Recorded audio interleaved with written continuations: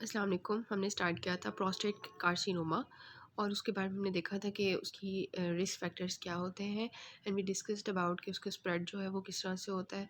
और जो है हमने लास्टली देखा था, स्टार्ट किया था उसकी जो फीचर्स है माइक्रोस्कोपिक एंड ग्रॉस फीचर्स। ठीक है, उसमें हमने देखा था कि माइक्रोस्कोपिकली वो आपको different adenocarcinoma, squamous cell carcinoma undifferentiated या बिल्कुल आपको जो है वो ट्रांजिशनल नज़र आ सकते हैं, जिसमें से मोस्ट कॉमन एडिनोकार्सिनोमा है। और उसको हमने माइक्रोस्कोपिकली देखना है और उसको हम डिवाइड करते हैं ऑन द बेसिस ऑफ सबसे पहले आर्किटेक्चरल डिस्टर्बेंस कितनी है, स्ट्रोमा कैसा है, ट्यूमर सेल्स कैसे हैं, ग्लैंड का पैटर्न कैसे है और इन्वेजन कितनी है। ठीक है, so first of all we will study के आर्किटेक्चरल पैटर्न जो है, इसके मैं फिगर आपको बाद में दिखाऊंगी। ठीक है, अभी जैसे आपने फोकस करना है कि आर्किटेक्चरल पैटर्न में हम क्या देखते हैं कि नॉर्मली जो आपकी जो है थोड़ी बहुत पिपिलरी कॉन्वुलेशंस हुई होती हैं। ठीक है, पिपिलरी कॉन्वुलेशन जो ऐसे मतलब for example this is the gland. ठीक है, तो उसमें थोड़े थोड़े ना पिपिल्ले पिपिल्ले होते हैं, कॉन्वुलेशंस होती हैं।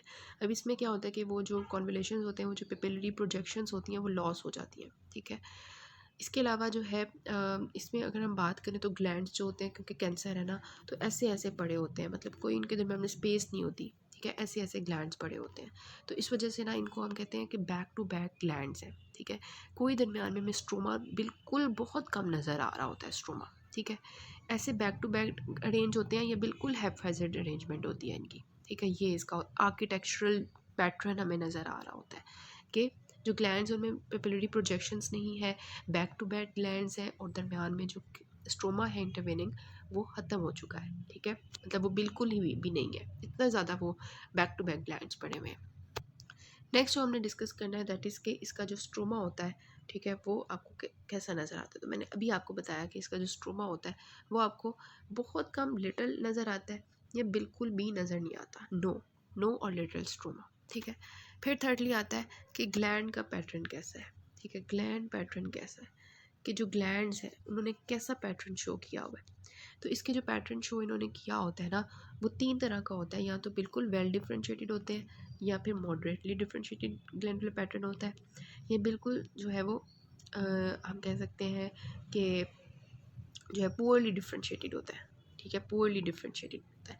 अब वेल डिफरेंशिएटेड में जो ग्लैंडुलर पैटर्न होता है, उसमें ये होता है कि अगर हम बात करें बिल्कुल वेल डिफरेंशिएटेड होगा, तो उसमें जो ग्लैंड्स होंगे ना, वो स्मॉल होंगे या मीडियम साइज्ड होंगे। ठीक है, और उनकी सिंगल जो है क्यूबॉइडल लेयर होगी। ठीक है, ग्लैंड्स हैं जो है वो आपको स्मॉल भी नज़र आ सकते हैं, लार्ज भी नज़र आ सकते हैं। उनकी जो एपिथेलियम होती है वो या तो सिंगल क्यूबॉइडल होती है। ठीक है, सिंगल क्यूबॉइडल मतलब कि अब यहाँ पे कोई बेजल लेयर नहीं है। ठीक है, हमने देखा था ना बेजल फ्लैट लेयर होती है नॉर्मली, और ऊपर जो है वो नॉर्मली जो है वो लो कोलमनर सेल्स होते हैं। ठीक है, यहाँ पे क्या है, यहाँ पे वो जो उसकी बेजल एपिथेलियम है, बेजल जो है फ्लैट एपिथेलियम है, वो बिल्कुल ख़त्म हो गई है। ग्लैंड में जस्ट एंड जस्ट एक ही सिंगल एपिथेलियम है। ठीक है, जब हमने देखा था बिनाइन प्रोस्टेटिक हाइपरप्लेसिया, तो उसमें हमने देखा था कि वहाँ पे डबल लेयर ऑफ एपिथेलियम थी, कॉन्वोल्यूशंस बहुत ज़्यादा थी। ठीक है, ग्लैंड्स बहुत ज़्यादा थे, स्ट्रोमा बहुत ज़्यादा था, उसको हम कंपेयर करेंगे। ठीक है, लेकिन और वहाँ पे डबल लेयर ऑफ एपिथेलियम थी, कोलमनर भी थी, क्यूबॉइडल भी थी। यहाँ पे क्या है, एक ही सिंगल एपिथेलियम है। ठीक है, तो जो वेल डिफरेंशिएटेड होंगे उसको में आपको स्मॉल या मीडियम साइज ग्लैंड्स मिलेंगे। जो मॉडरेटली डिफरेंशिएटेड होंगे उसमें जो ग्लैंडुलर पैटर्न होगा वो इस तरह से होगा कि क्रिबरी फॉर्म होगा, जैसे वो होता है ना, क्रिबरी फॉर्म को जैसे ही आपने याद करना है ना, तो आप सोचा करें वो जो आपकी सीव होती है, जिससे आप बुनते हो कुछ चीज़। ठीक है, तो ये जो क्रिब फॉर्म पैटर्न होता है ना उसका, तो ये इस तरह से पैटर्न हो सकता है मॉडरेटली डिफरेंशिएटेड। और पुअरली डिफरेंशिएटेड में जो पैटर्न होता है वो बिल्कुल ट्रिबैकुलेटेड पैटर्न होता है। ठीक है, ट्रिबैकुले बने होते हैं, इस तरह का पैटर्न हो जाता है। और पुअरली डिफरेंशिएटेड मतलब लगता ही नहीं है कि ये प्रोस्टेट के ग्लैंड्स हैं। ठीक है, तो ये एक ग्लैंडुलर पैटर्न हो गया। फिर हमने बात करनी है कि हमारे जो ट्यूमर सेल्स होते हैं वो आपको कैसे नज़र आते हैं। ठीक है, ट्यूमर सेल्स हम इसको एंड पे रिवाइज करते हैं, बिल्कुल जो है इसको मतलब परेशान करने की बात नहीं है, बहुत ईजी है। ट्यूमर सेल जो है उनकी मैंने आपको अभी बताया है कि उनका जो आउटर बेजल लेयर होगी वो लॉस हो जाएगी, और जो सेल्स होंगे वो आपके सिंगल जो है क्या होंगे, क्यूबॉइडल होंगे। ठीक है, सिंगल क्यूबॉइडल लेयर रह जाएगी, और उनका जो कलर होगा ना वो आपको क्लियर डार्क इओजिनोफिलिक सेल्स मिलेंगे। ठीक है, क्लियर डार्क इओजिनोफिलिक सेल्स। ठीक है, डार्क इओजिनोफिलिक सेल्स इस तरह से मिलेंगे। ठीक है, अच्छा उसके बाद आता है invasion, on the basis of invasion कि इन्होंने इन्वेजन कितनी की हुई है, तो हमें माइक्रोस्कोपिकली इन्वेजन कैसे नज़र आएगी। ठीक है। तो इनमें बहुत कैरेक्टरिस्टिक चीज़ होती है कि ये इन्वेजन जो करते हैं ना, ये प्रोस्टेट के अंदर जो न्यूरॉन्स होती हैं, नर्व्स होती हैं, उनकी इर्द गिर्द की जो स्पेसिस होती हैं, ठीक है, उनके अंदर ये जो है ना इन्वेजन करते हैं। तो you will write intra prostatic जो आपकी होती हैं पेरी न्यूरल स्पेसिस, वहाँ पे ये इन्वेजन करते हैं, ठीक है। ये बात हो गई, सिंपल सी बातें हैं। सबसे पहले हमने देखा आर्किटेक्चरल डिस्टर्बेंस हुई होती है, पेपिलरी कन्वोल्यूशन खत्म हो जाती है, बैक टू बैक ग्लैंड्स होते हैं, स्ट्रोमा खत्म हो जाता है। स्ट्रोमा की बात करें, लिटल या नो ग्लैंडुलर पैटर्न है, वेल मॉडरेट और पोरली डिफरेंशिएटेड, वेल में स्मॉल और मीडियम साइज ग्लैंड्स, मीडियम में क्रेब्रिफॉर्म, और जो पोरली डिफरेंशिएटेड उसमें ट्रेबैकुलर पैटर्न में। ट्यूमर सेल्स की बात करें तो आउटर बेसल लेयर लॉस हो गई होती है और जो सेल्स होते हैं वो डार्क ईओसिनोफिलिक क्लियर होते हैं, ठीक है। इन्वेजन की बात करें तो इंट्रा प्रोस्टेटिक पेरीन्यूरल स्पेसिस में इनकी इन्वेजन होती है, ठीक है। ये इसका सारा है। इसकी जो है माइक्रोस्कोपी, इसको हम पिक्चर्स से देखते हैं। ये देखिए ऊपर हमारे पास बिनाइन प्रोस्टेटिक हाइपरप्लेजिया की पिक्चर है, ताकि रिवाइज हो जाए एक दफ़ा कि उसमें क्या था। उसमें अगर हम इसको गौर करें, मतलब थोड़ा सा करीब करके देखें, तो ये आपको इस तरह की पिक्चर नज़र आ रही होती है कि ये देखें हाइपरप्लास्टिक ग्लैंड्स बहुत ज़्यादा है, स्ट्रोमा बहुत ज़्यादा है, ठीक है।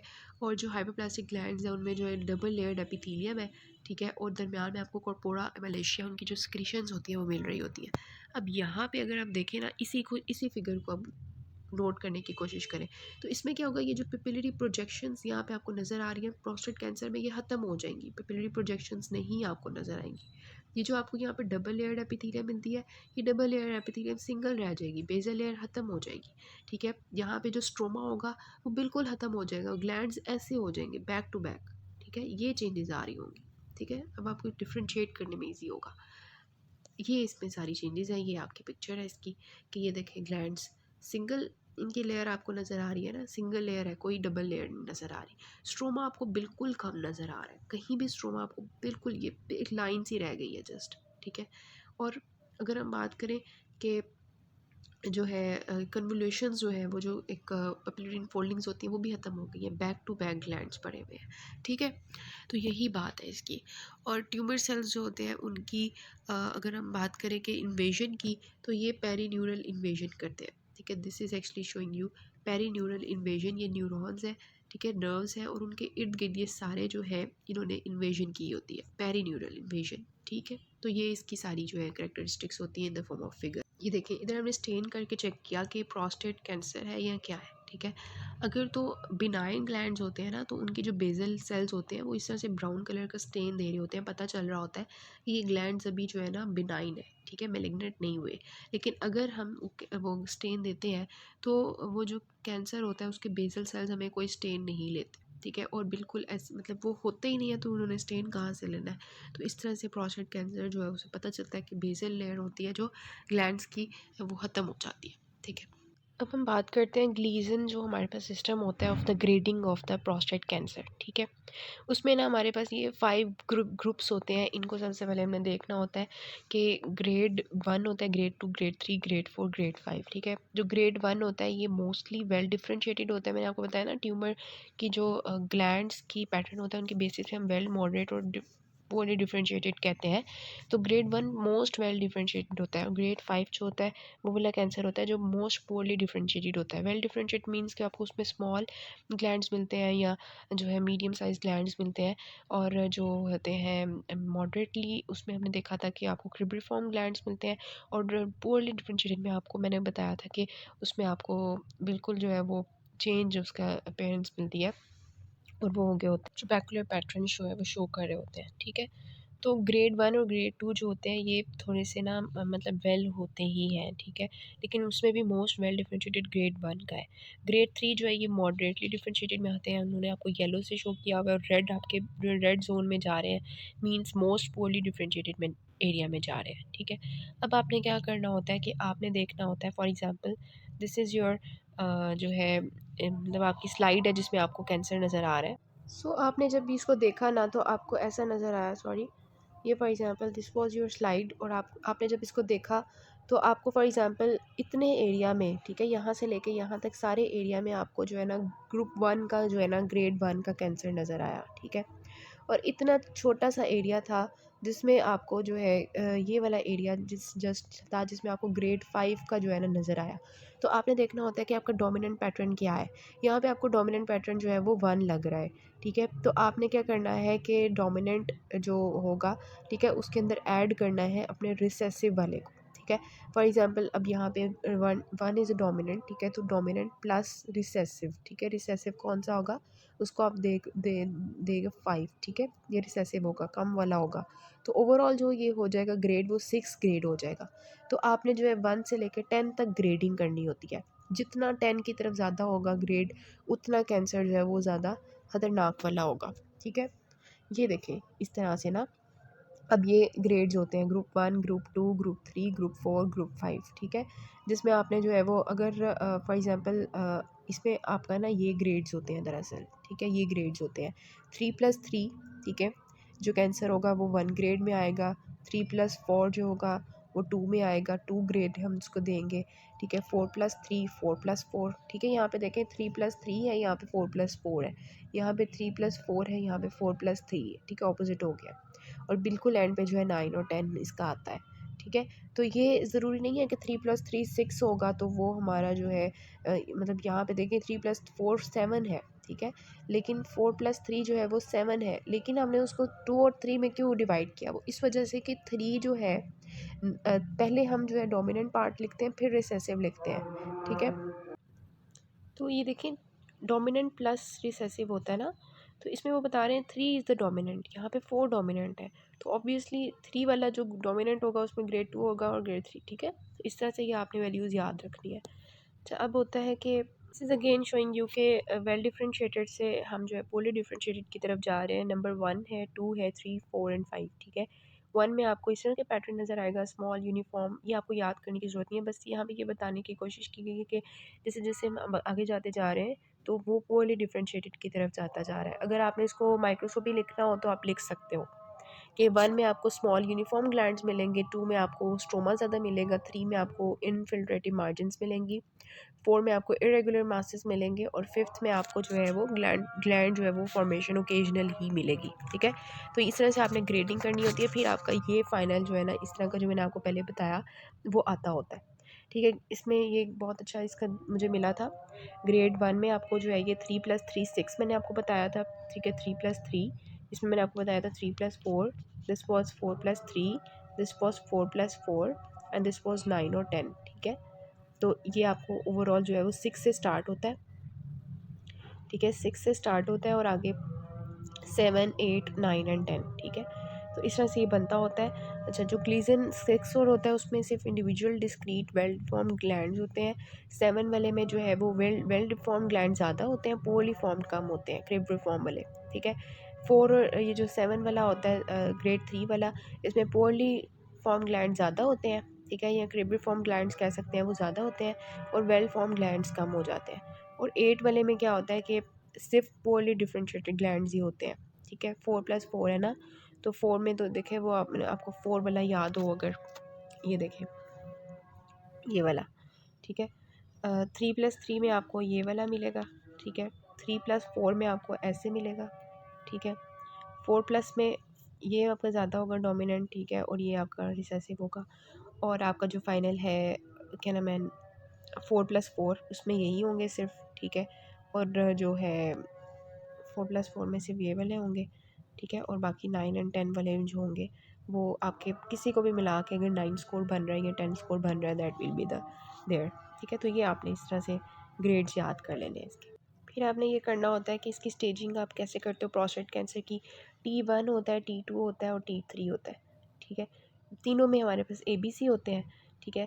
T1 में आपने हमेशा याद रखना है कि ये नॉन पैल्पेबल होता है, अभी आपको पैल्पेट नहीं करते, आप डिजिटल एग्जामिनेशन करते हो ना जब रेक्टल की, तो वहाँ से आपको पैल्पेट नहीं होता ट्यूमर, ठीक है। लेकिन जो जैसे ही वो T2 स्टेज में आता है तो वो पैल्पेबल हो जाता है।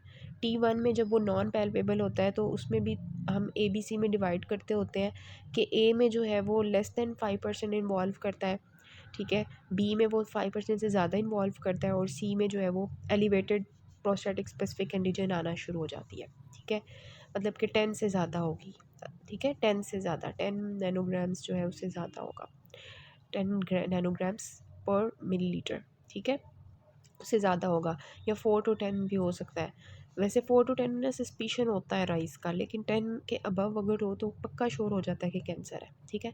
अच्छा, उसके बाद आता है कि टू टू स्टेज जो होती है उसमें ए बी सी है, ये पल्पेबल होंगे, लेकिन अगर 2A है तो उसमें एक लोब का 50% से कम इन्वॉल्व होगा, 2B में जो है एक लोब का 50% से ज़्यादा इन्वॉल्व होगा, और जो थर्ड होगा 2C, ठीक है, उसमें दोनों लोब्स इन्वॉल्व हो जाएंगे, ठीक है।